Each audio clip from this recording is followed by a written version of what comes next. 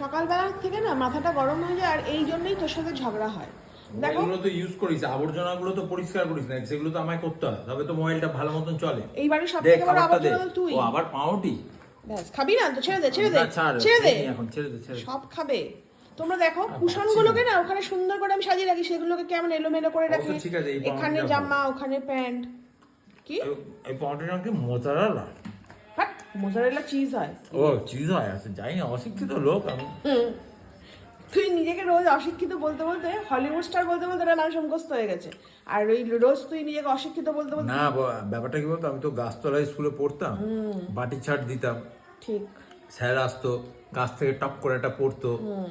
মাথার মধ্যে গান। সেই স্কুলে আর কি পড়াশোনা হয় বল?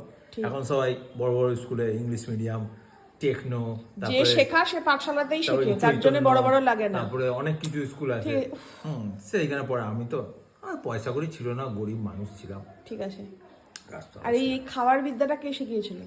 খাওয়াটা সকালবেলা কি ঘুম বলতো, থেকে করে রাত্রির অবধি যারা খাই খাই গরিব খাই থাকে, যারা গরিব থাকে হট করে এই ভালো মন্দ খাওয়ার পরে এবার ঝাঁপিয়ে পড়ে, তো সেরকম আমি হাংরি সবসময়। ফালতু কথা বলে সবসময়।